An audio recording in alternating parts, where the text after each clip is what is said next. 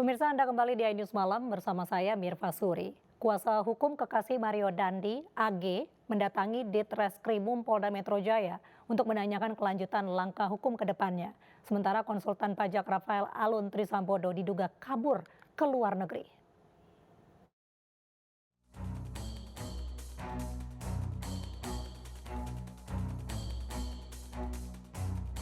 Polda Metro Jaya kini menaikkan status AG yang merupakan pacar dari Mario Dandi, pelaku penganiayaan terhadap Kristalino David Letumahina atau David Ozora Letumahina. Sebelumnya AG berstatus saksi, kini berstatus pelaku penganiayaan setelah dilakukan penyidikan. Dalam hal ini pihak kepolisian menyebutkan pelaku tidak bisa disebut tersangka dikarenakan masih di bawah umur. Alasan kepolisian menaikkan status dari saksi menjadi pelaku dikarenakan AG tidak memberikan keterangan yang sebenarnya, serta dilakukan pemeriksaan melalui CCTV yang ada di TKP dan jejak digital chat antara AG dan David. Dalam hal ini, kuasa hukum AG mendatangi pelayan perempuan dan anak di Ditreskrimum Polda Metro Jaya guna melakukan konsultasi untuk menanyakan kelanjutan langkah hukum ke depannya. Hari ini kita sebenarnya mau konsultasi terkait peningkatan status kemarin karena ini terkait dengan anak, jadi kami harus berkoordinasi dulu dengan pihak penyidik tentang kapan dan bagaimana proses ke depan lanjutannya. Tadi penjabaran dari penyidik, itu bagaimana? Nanti kita lagi mau tunggu panggilan dari penyidik untuk pemeriksaan anak ini sebagai anak yang berkonflik dengan hukum. Tanggalnya belum dipastikan? Nanti kita tunggu panggilannya. Sementara itu, konsultan pajak Rafael Alun Trisambodo diduga kabur ke luar negeri. Keterlibatan konsultan pajak yang bekerja untuk Rafael Alun sebelumnya diungkap PPATK dan telah melakukan pemblokiran rekening.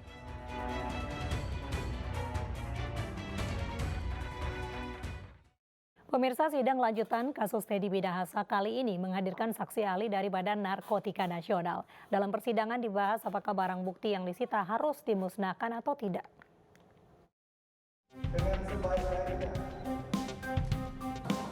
Pengadilan Negeri Jakarta Barat kembali menggelar sidang kasus narkoba jenis sabu yang melibatkan Jenderal Bintang 2 Irjen Pol Teddy Minahasa. Sidang kali ini beragendakan pemeriksaan saksi ahli. Hakim ketua bertanya kepada saksi ahli terkait apakah barang bukti narkotika dapat digunakan sebagai sarana jual beli dalam melakukan pembelian terselubung.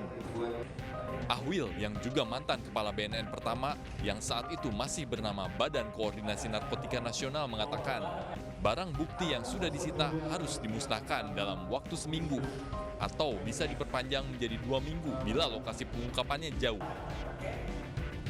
Bahwa barang yang sudah disita mutlak harus dimusnahkan. Mutlak harus dimusnahkan.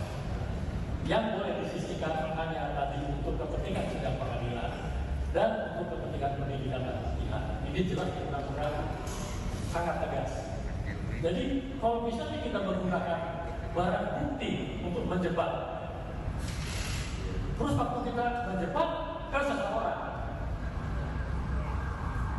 kita tangkap, barang bukti yang ditangkap kan barang kita.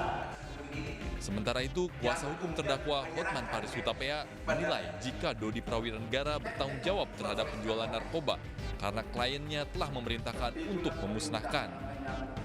Tadi ahli ini mengatakan kalau si jenderal sudah perintahkan musnahkan, ya, dan tarik itu barang, maka itulah yang berlaku. Jadi kalau sampai tetap dijual oleh si Kapolres, maka tanggung jawab pidananya di Kapolres. Menurut saksi ahli, seorang bandar bisa diadili dalam kasus narkoba meski tidak ada barang bukti narkoba yang ditemukan pada dirinya. Keterlibatan bandar bisa dibuktikan dengan serangkaian percakapan melalui media elektronik dengan anggota jaringan yang sudah ditangkap. Dari Jakarta, Miftahul Gani melaporkan. Kejaksaan Negeri Jakarta Timur telah menerima pelimpahan tahap 2 kasus pencemaran nama baik Menko Marves Luhut Binsar Panjaitan. Meski demikian, 2 tersangka kasus itu, Haris Azhar dan Fathia Maulidianti, tidak ditahan dan diperbolehkan pulang.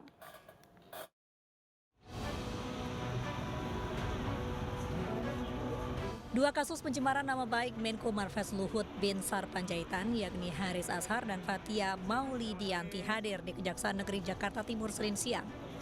Kejaksaan Negeri Jakarta Timur mengatakan 2 tersangka diperbolehkan pulang dan tidak ditahan karena secara yuridis pasal yang disangkakan terhadap keduanya belum memenuhi kriteria penahanan. 4 pasal yang disangkakan kepada kedua tersangka diantaranya terkait Undang-Undang ITE dan pencemaran nama baik.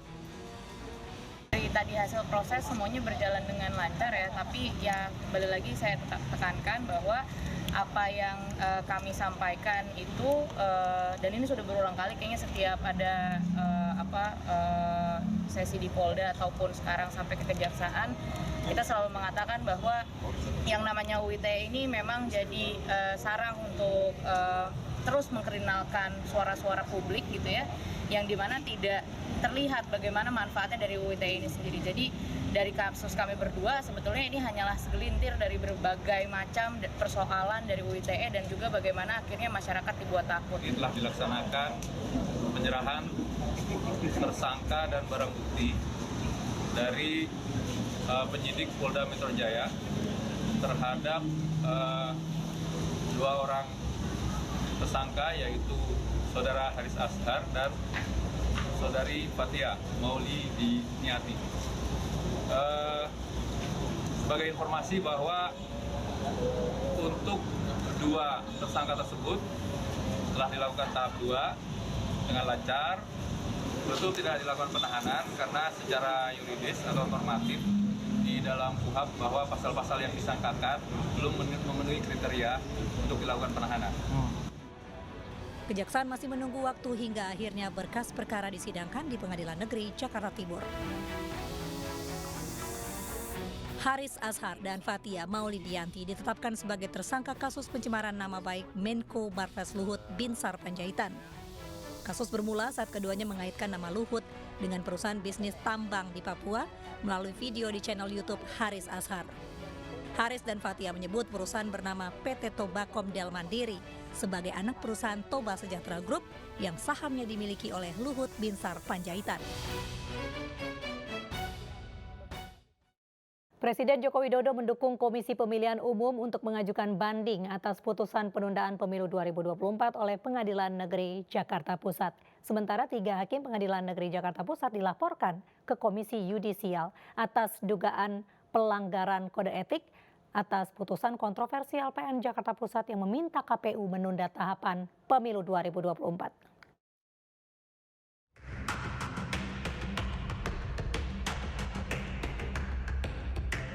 Kongres Pemuda Indonesia resmi melaporkan Hakim Pengadilan Negeri Jakarta Pusat ke Komisi Yudisial terkait putusan kontroversi PN Jakarta Pusat yang meminta KPU mengulang tahapan pemilu 2024. Putusan tersebut dinilai di luar kewenangan PN Jakpus.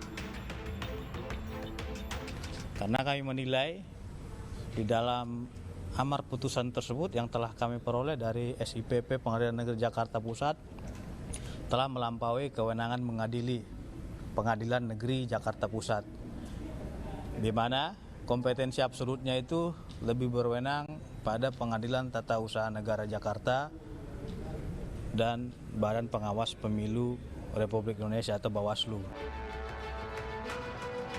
Menanggapi laporan tersebut, Komisi Yudisial menyatakan akan segera mendalami kasus ini, salah satunya dengan memanggil hakim atau pihak PN Jakarta Pusat untuk menggali informasi lebih lanjut. KY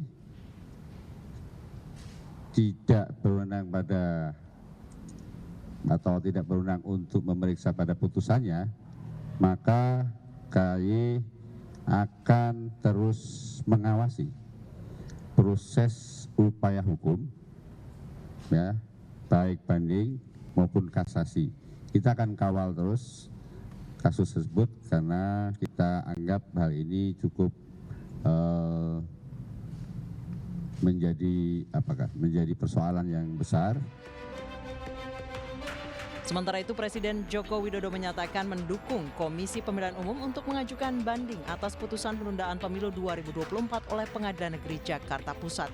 Presiden juga kembali menegaskan pemerintah berkomitmen untuk menggelar pemilu sesuai jadwal. Ya, kan sudah saya sampaikan bolak-balik komitmen pemerintah untuk tahapan pemilu ini berjalan dengan baik, penyiapan anggaran juga sudah disiapkan dengan baik. Saya kira tahapan pemilu kita harapkan tetap berjalan. Dan memang itu sebuah kontroversi yang menimbulkan pro dan kontra, tetapi juga pemerintah mendukung KPU untuk naik banding. Ya. Sebelumnya PN Jakarta Pusat mengabulkan gugatan Partai Prima terhadap Komisi Pemilihan Umum. PN Jakpus menghukum KPU untuk tidak melaksanakan sisa tahapan pemilu 2024 dan melaksanakan tahapan pemilu dari awal. Putusan tersebut berdampak pada penundaan pemilu 2024.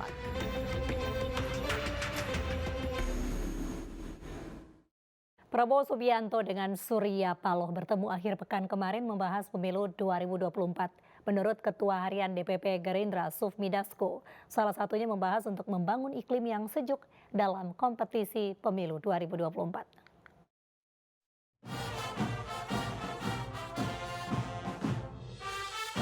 Ketua Umum Partai Nasdem Surya Paloh mendapat sambutan hangat saat menyambangi kediaman Ketua Umum Partai Gerakan Indonesia Raya Prabowo Subianto di Bukit Hambalang, Kabupaten Bogor, Jawa Barat. Pertemuan kedua tokoh politik yang berlangsung selama 2 jam lebih tersebut membicarakan sejumlah persoalan dan rencana dalam pelaksanaan pemilu mendatang, termasuk soal koalisi antara Partai Nasdem dan Partai Gerindra.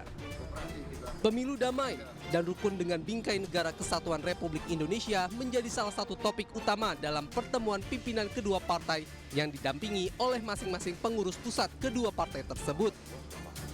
Sementara itu, Ketua Harian DPP Partai Gerindra menyebutkan hasil dari pertemuan tersebut. Kedua partai sepakat membangun iklim yang sejuk dalam kompetisi pemilu 2024 walaupun masing-masing berlainan koalisi. Bahwa kedua partai sepakat untuk membangun iklim yang sejuk dalam berkompetisi dalam Pileg maupun Pilpres 2024 walaupun masing-masing berlainan koalisinya, demikian. Pertemuan kedua parpol tersebut menjadi modal Partai Nasdem dan Partai Gerindra untuk bersama-sama menjaga kelangsungan pemilu 2024. Sementara itu, Erick Thohir mendapat dukungan untuk maju Pilpres 2024. Figur Erick Thohir dinilai mampu meneruskan program kerja Joko Widodo. Puluhan orang yang tergabung dalam relawan sahabat setia Erick Thohir mendeklarasikan dukungan untuk Erick Thohir di Menteng, Jakarta sore tadi. Kelompok relawan ini mendukung Erick Thohir maju dalam kancah Pilpres 2024. Menurut kelompok yang mayoritas anak muda ini, Erick Thohir dinilai mampu melanjutkan program pemerintahan saat ini.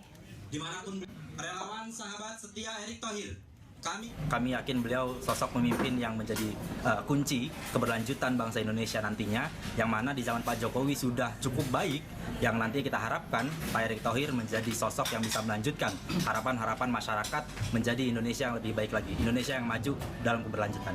Seperti itu. Seekor piton 4 meter di Padang, Sumatera Barat menyerang petugas damkar saat dievakuasi. Informasinya di iNews Malam usai jeda.